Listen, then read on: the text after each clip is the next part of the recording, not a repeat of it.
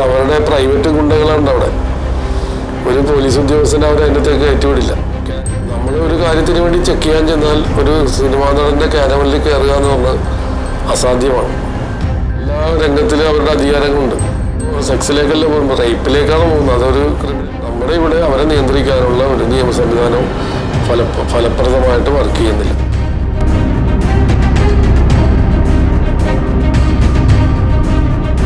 അപ്പോൾ അന്ന് 30-ാം തീയതി എന്നെ സെൻട്രൽ സി ആയിട്ടുള്ള ഫ്രാൻസിസ് ഷെൽബിയാണ് വിളിക്കുന്നത്. ഇങ്ങനെ ഒരു ഇൻഫർമേഷൻ ഉണ്ട്, ഞങ്ങളുടെ ടീം റെഡിയാണ്. കടവന്ത്രയിലുള്ള ടോപ്പാസ് എന്ന് പറയുന്ന ഒരു ലക്ഷറി ഫ്ലാറ്റാണത്. അത് നമ്മുടെ തൃശ്ശൂർ ഒരു സെക്യൂരിറ്റിക്കാരനെ ചവിട്ടിക്കൊന്ന നിസാം എന്ന് പറയുന്ന ആളുടെ ഫ്ലാറ്റാണ് എന്ന് പിന്നീട് അറിയാൻ കഴിഞ്ഞു.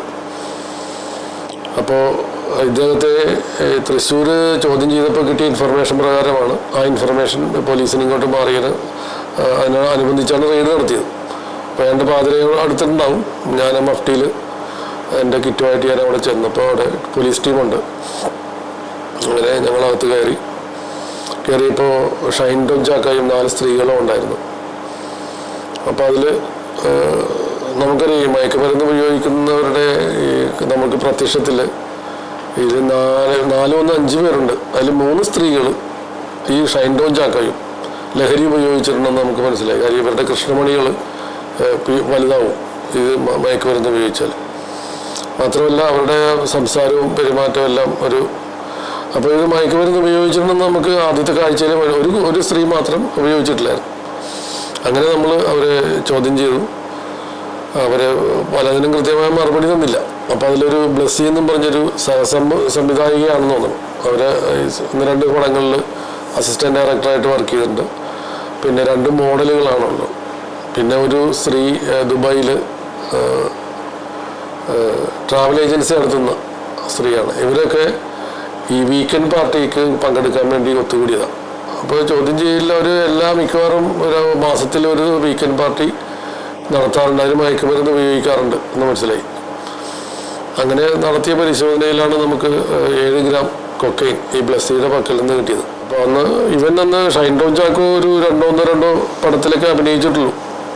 അപ്പോൾ അവനതിനെക്കുറിച്ച് ഒരു ബോധേടല്ല. അവനൊരു ഉയർന്നു വരുന്ന താരമാണെന്നും അവൻ്റെ തൊഴിലിനോടനുബന്ധിച്ചിട്ടുള്ള ഡിസിപ്ലിൻ വേണമെന്നും അവന് അന്ന് കാഴ്ചപ്പാടില്ല. ഒരു പക്വതയില്ലാത്തൊരു വ്യക്തിത്വമായിട്ടാണ് എനിക്കെന്ന് തോന്നിയത്. ഈ MDMA കഴിച്ചു കഴിഞ്ഞാൽ നമ്മൾ ഭയങ്കര ശക്തി തോന്നും. മാത്രമല്ല ഉറക്കം ഉണ്ടാവില്ല അവർക്ക്. എത്ര രാത്രി വേണമെങ്കിലും അവർ ഉറങ്ങാതെ നിന്ന് പറയുന്ന എന്ത് ജോലി എടുക്കാനുള്ള എനർജി അവർക്കുണ്ടാവും.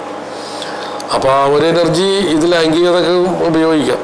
അപ്പോൾ ഈ നടന്മാരുടെ ഇടയിലുള്ള ഉപയോഗത്തെക്കുറിച്ച് അവരുടെ സൈറ്റിലുള്ളവരും ഈ പറയുന്ന പ്രൊഡ്യൂസേഴ്സും സംവിധായകരും നിർമ്മാതാക്കളും ഈ സൈറ്റിലുള്ള സ്റ്റാഫും ടെക്നീഷ്യൻസും ഒക്കെ അറിയാം. അവർക്കൊക്കെ എല്ലാ കാര്യവും അറിയാം. പക്ഷേ അവരത് റിവീൽ ചെയ്യാത്തത് കൊണ്ടാണ് ഇത് ഇങ്ങനെ സംഭവിക്കുന്നത്. എന്താണെങ്കിലും വളരെ വ്യാപകമായ രീതിയിൽ ഇപ്പോൾ ഈ സിനിമയിൽ മയക്കുമരുന്ന് ഉപയോഗമുണ്ട് എന്നുള്ളതൊരു വസ്തുതയാണ്. അപ്പോൾ അതങ്ങനെ പോയി നമുക്ക് നിരീക്ഷിക്കാൻ പറ്റില്ല.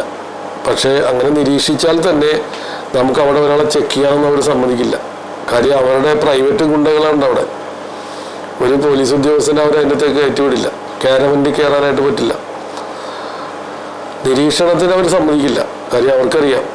അപ്പോൾ അത് അങ്ങനെ ഒരു അവസ്ഥ ഇപ്പോഴും സംജാതമാണ്. ഇപ്പോൾ ഇവർക്ക് ഉന്നത തലങ്ങളിൽ പിടിയുണ്ടാവും, രാഷ്ട്രീയത്തിൽ പിടിയുണ്ടാവും. അപ്പോൾ നമ്മൾ ഒരു കാര്യത്തിന് വേണ്ടി ചെക്ക് ചെയ്യാൻ ചെന്നാൽ ഒരു സിനിമാ നടൻ്റെ കാരവനിൽ കയറുക എന്ന് പറഞ്ഞാൽ അസാധ്യമാണ്. അതിനെക്കുറിച്ച് ആലോചിക്കാനേ വയ്യ. ലിബർട്ടി ബഷീർ അദ്ദേഹം ഗവൺമെൻറ്റിലൊരു പരാതി കൊടുത്തിരുന്നു. അതായത് സിനിമാ സൈറ്റുകളിൽ സിനിമാ നടന്മാർ ഇത് ഉപയോഗിക്കുന്നു പറഞ്ഞ് വ്യക്തമായ പരാതിയാണ് കൊടുത്തത്. ആ പരാതി എറണാകുളം ഡെപ്യൂട്ടി എക്സൈസ് കമ്മീഷണറെ അശോക് കുമാർ സാറിനെ ആണ് അന്വേഷിക്കാൻ വെച്ചത്. അപ്പോൾ ആ അന്വേഷണവുമായിട്ട് ബന്ധപ്പെട്ട് അദ്ദേഹം എൻ്റെ സഹായം തേടിയിരുന്നു. വേറൊന്നുമല്ല, ഈ സിനിമാ നടന്മാരെ നേരിട്ട് കണ്ട് ഇക്കാര്യത്തിൽ അഭിപ്രായം തേടാൻ. അന്ന് എനിക്ക് തോന്നുന്നത് എറണാകുളത്തെ ലാൽ മീഡിയയിലൊക്കെ ഞാൻ പോയിരുന്നു. ഒരാൾ പോലും ഇതിന് മൊഴി തരാനോ ഇതിൻ്റെ അന്വേഷണവുമായിട്ട് സഹകരിക്കാനോ സാധിച്ചില്ല. അവസാനം ഇതിൽ ഞങ്ങൾക്ക് മൊഴി രേഖപ്പെടുത്താൻ ആരും സഹകരിച്ചില്ല എന്ന് പറഞ്ഞിട്ട് റിപ്പോർട്ട് പഠിക്കും. അപ്പോൾ അതിൽ നിന്ന് തന്നെ നമുക്കറിയാം അത് സിനിമയിലെ പ്രൊഡ്യൂസർ ഈ തിയേറ്ററുകാർ അവർ വ്യക്തമായിട്ട് ഇത് പറഞ്ഞിരുന്നു. അതെന്തടിസ്ഥാനത്തിലാണ് അവർ ആ പരാതി ഗവൺമെൻറ്റിൽ കൊടുത്തതെന്ന് അറിയില്ല. ഏതോ ഒരു നടനെ ടാർഗറ്റ് ചെയ്തിട്ടാണ്. അത് ആരാണെന്ന് അവർ പറഞ്ഞിട്ടില്ലെങ്കിലും അത് സിനിമാ രംഗത്തുള്ളവർക്ക് അറിയാം. ആ നടൻ ഇപ്പോഴും ഇത് ഉപയോഗിക്കണമെന്നുള്ളതാണ് കേട്ടറിയാൻ കഴിഞ്ഞത്. ഇത് മയക്കുമരുന്ന് ഞാനീ പറഞ്ഞ പോലെ ഇവർക്ക് ക്രിയേറ്റിവിറ്റി കൂടുന്നു എന്നാണ് ഇവർ പലരും പറയുന്നത്. അപ്പോൾ അതിനു വേണ്ടിയാണ് ഇവർ കഴിക്കുന്നതെങ്കിലും ഇവർ ഉദ്ദേശിക്കുന്ന ഫലമായിരിക്കില്ല നമ്മുടെ തലച്ചോറിൽ മയക്കുമരുന്ന് ഉണ്ടാക്കുന്നത്. ചിലവർ അക്രമാസക്തരാകും, ചിലവർക്ക് ചിലപ്പോൾ ക്രിയേറ്റിവിറ്റി വന്നേക്കാം, ചിലവർക്ക് നല്ല മൂഡ് വന്നേക്കാം, ചിലവർക്ക് മോശം മൂഡ് വന്നേക്കാം. അപ്പോൾ ഇത് മോശം മൂഡാണ് വരുന്നെങ്കിൽ ഈ പറഞ്ഞ പോലെ ഈ അത് മരട്ടിലൊരു തിരക്കഥാകൃത്ത് അതുപോലെ പോലീസ് എടുത്ത അടുത്തുള്ള നമ്മുടെ ഫ്ലാറ്റിലൊരു സ്ത്രീയെ കയറി പിടിച്ചു. അപ്പം അത് വാർത്തകളിലൊക്കെ വന്നതാണ്. അപ്പോൾ പുള്ളി ഇത് തിരക്കഥ എഴുതാൻ വേണ്ടി പുള്ളി ഇത് അടിച്ചിട്ടിരിക്കും. ഏത് ഡ്രഗ് അവിടെ നിന്ന് കിട്ടിയെന്ന് മരട് പോലീസാ മറ്റേത് കേസ് എടുത്തത്. എന്താണെന്ന് എനിക്ക് അവസ്ഥ അറിയില്ല. അപ്പോൾ പുള്ളി ഒരു സാധാരണ മാനസികാവസ്ഥയിലല്ലായിരുന്നു. അപ്പോൾ പുള്ളി തിരക്കഥ എഴുതാൻ വേണ്ടിയാണിത് ഇത് ഉപയോഗിച്ചെങ്കിലും നടത്തിയത് വേറെ പരിപാടിയാണ്. അതായത് അക്രമവാസന ഉണ്ടാക്കും. അത് സെക്സിലേക്കല്ല, അത് നമ്മൾ എന്താ പറഞ്ഞാൽ അത് റേപ്പിലേക്കാണ് പോകുന്നത്. റേപ്പ് ചെയ്യാനോ സെക്സിലേക്കല്ല പോകുമ്പോൾ റേപ്പിലേക്കാണ് പോകുന്നത്. അതൊരു കുറച്ച് ഹാഷിഷുമായിട്ട് ഒരാളെ പിടിച്ചു. അപ്പോൾ അതിൻ്റെ കാര്യം എന്ന് വെച്ച് കഴിഞ്ഞാൽ നമ്മുടെ ഈ ഇത് ഫുഡ് കൊണ്ടുവരുന്നില്ലേ സ്വിഗ്ഗി. അപ്പോൾ വണ്ടി ചെക്ക് ചെയ്തുകൊണ്ടിരിക്കുമ്പോൾ ഈ സ്വിഗ്ഗിയുടെ ബാഗ് ഇട്ടുണ്ടായി വന്നിരുന്നു. ബാഗ് വലിച്ചെറിഞ്ഞിട്ട് ബൈക്കിന് വേണ്ടി തിരിച്ചു പോവുകയാണ് ഇത്. അപ്പോൾ ബാഗ് പരിശോധിച്ചപ്പോൾ അതിൽ നിന്ന് കഞ്ചാവ് കിട്ടി. അപ്പോൾ ഈ ഫുഡ് സപ്ലൈ എന്നുള്ള ബാനറിൽ ഇവർക്ക് എവിടെയും കയറിച്ചില്ല, മനസ്സിലായി. അപ്പോൾ അങ്ങനെ നമ്മൾ അതിനെക്കുറിച്ച് നടത്തിയ അന്വേഷണത്തിലാണ് കുറച്ച് ഹാഷിഷ് പിടിച്ചു. അപ്പോൾ പിടിച്ചപ്പോൾ അവൻ പറഞ്ഞതെന്ന് വെച്ച് കഴിഞ്ഞാൽ ഇത് ഞാൻ സിനിമാ രംഗത്തു നിന്ന് കുറച്ച് പെഡ്ലേഴ്സ് ആൾക്കാർ വരും, അതായത് ഈ സൈറ്റിലെ ചെറിയ ചെറിയ ജോലികൾ ചെയ്യുന്നവർ, അവർക്കിത് ഹാൻഡ് ഓവർ ചെയ്യും.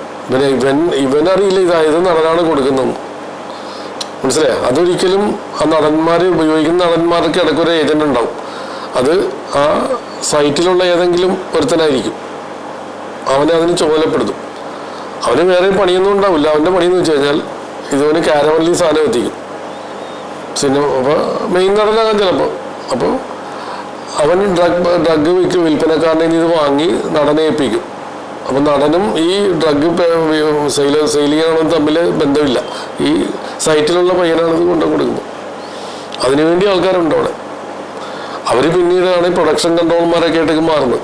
അവരുടെ ആ സ്വാധീനം ഉപയോഗിച്ച് നടന്മാരായിട്ട് തീർന്നവരുണ്ട് പലരും. എല്ലാ രംഗത്തിലും അവരുടെ അധികാരങ്ങളുണ്ട്. അവർക്ക് എവിടെ വേണമെങ്കിലും സിനിമ ഷൂട്ട് ചെയ്യാൻ വേണ്ടി എന്ത് വേണമെങ്കിലും ചെയ്യാം, ഇല്ലേ.